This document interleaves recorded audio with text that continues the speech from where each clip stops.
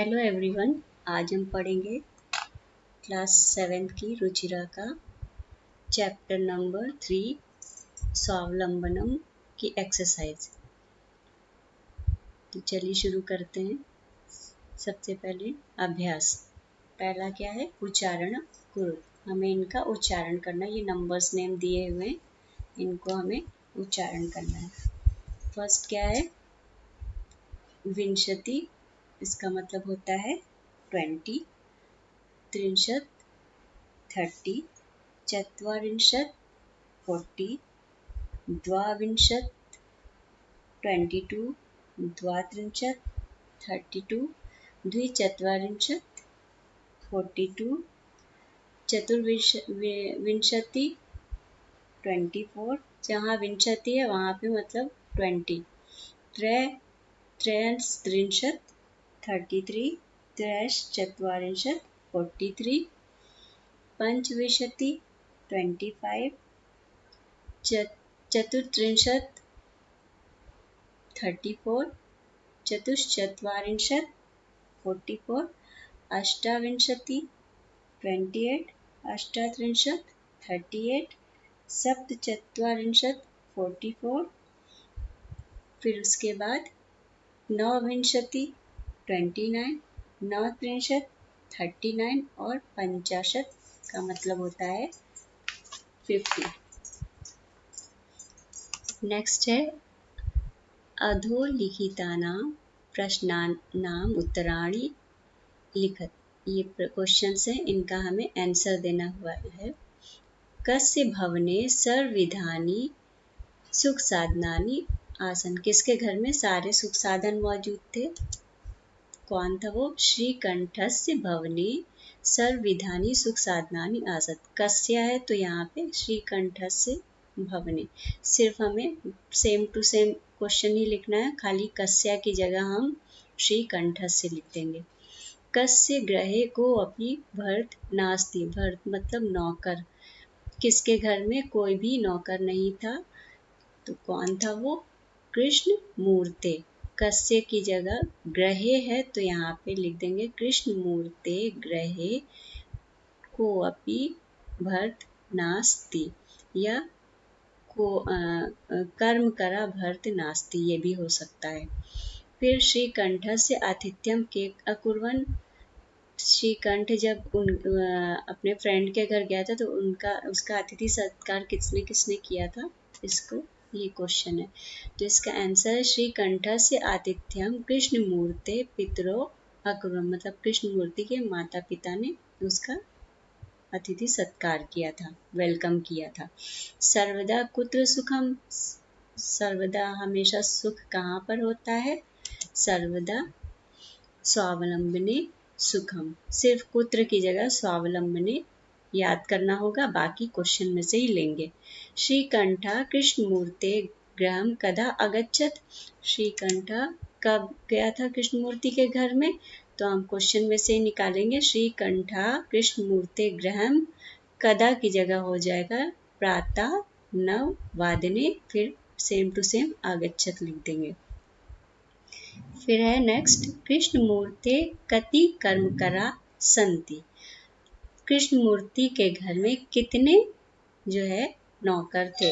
कृष्ण मूर्ति के घर में कोई नौकर नहीं था। उसके कौन से नौकर थे? उसके 8 जो वो थे, 2 हाथ 2 पैर 2 आंखें 2 कान। ये जो है उसने बताया था ना कहानी में।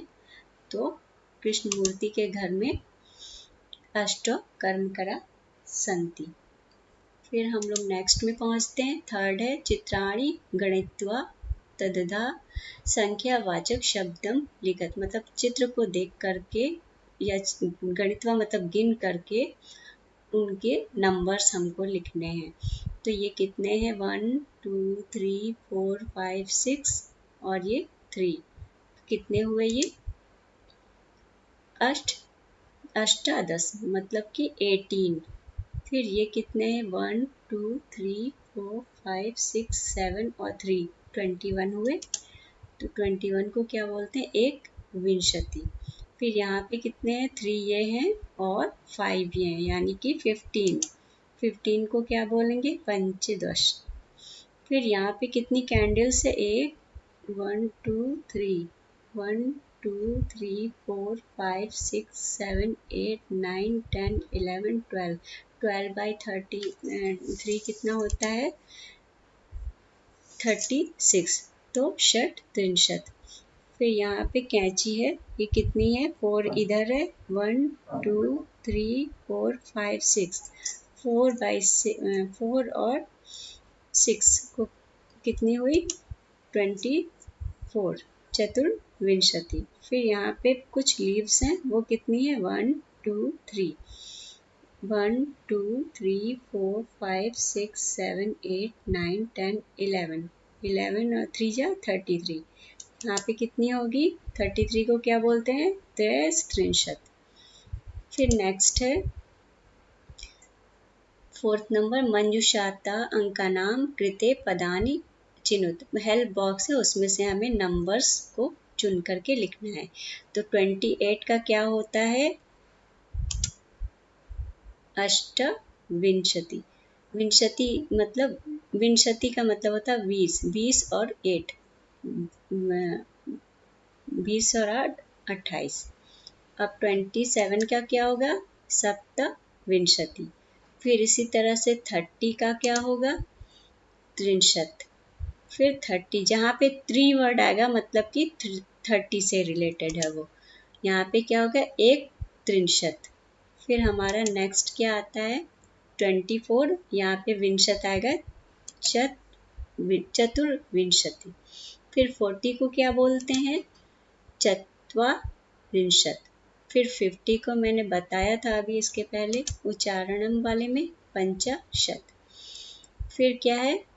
चित्र दृष्ट्वा मंजुषात पदानि च प्रयुज्य वाक्यानि रच। चित्र को देख करके हमें वाक्य प्रयोग करना, इनमें जो हेल्प बॉक्स में से चुन करके वाक्य हमें बनाना है। मतलब इनमें से इनका ये जो हेल्प बॉक्स में वर्ड्स दिए हैं उनको लेकर के हम उनको यूज़ करते हुए हमें सेंटेंस बनाना है। तो फर्स्ट क्या है? ऐशा कृषिका क्षेत्रम कर्षति। यहाँ पे क्या कर रहा है? खेत जोत रहा है किसान। फिर सेकंड क्या आएगा?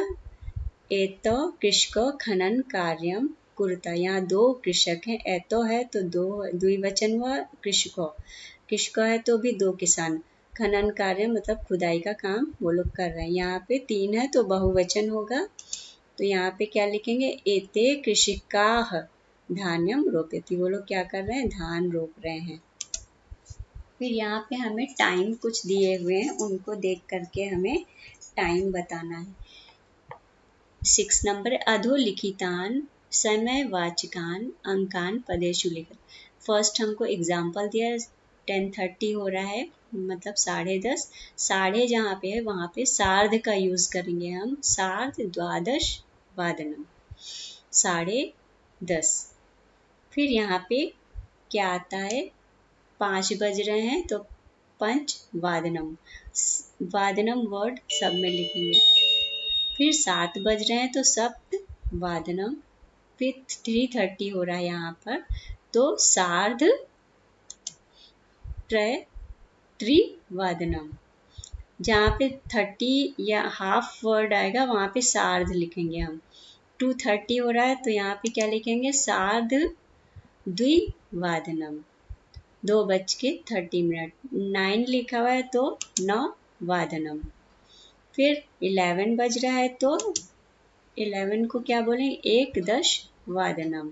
फिर 12:30 हो रहा है, 12:30 मतलब सार्ध द्वादश वादनम। 12 को द्वादश बोलते हैं और सार्ध तो वो हो जाएगा, और सब में वादनम कि कितने बजे रहे हैं। फिर 4:30 आता है तो यहाँ पे क्या होगा? सार्ध चतुर्वादनम। 8 बजे को क्या बोलेंगे? अष्टवादनम। 30 नहीं है तो अष्टवादनम। 1:30 को क्या बोलेंगे? सार्ध एक का वादनम। 1 बज रहा है केवल तो 1 का वादनम। फिर 7:30 हो रहा है तो सार्ध सप्त वादनम। फिर हम नेक्स्ट उस पे आते हैं 7th है मंजूषात।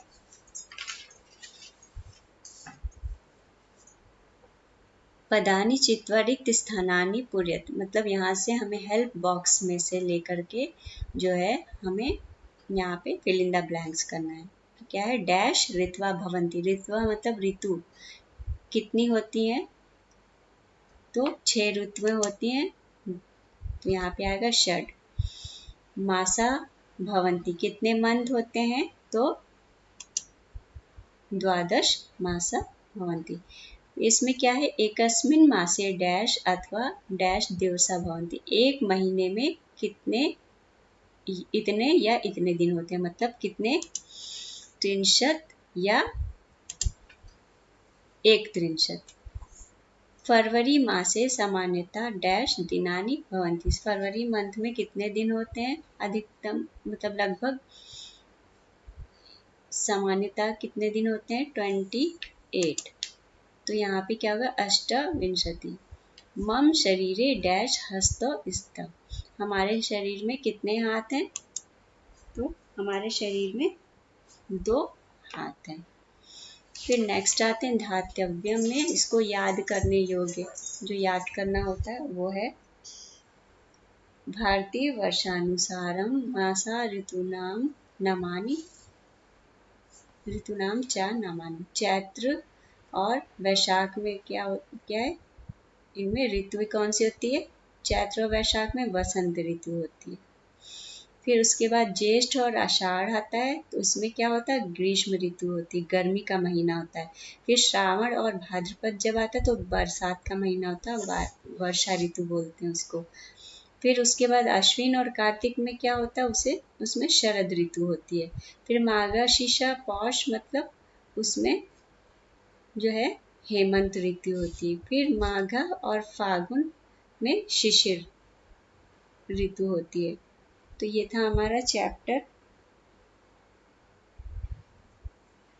अगर आपको अच्छा लगा या पसंद आया या कोई डाउट है या कोई सजेशन देना, प्लीज़ आप हमें सजेशन कमेंट बॉक्स में ज़रूर लिखिए, और मेरा चैनल को लाइक, सब्सक्राइब और शेयर करना मत भूलिए, और बेल आइकन को भी ज़रूर दबाइएगा।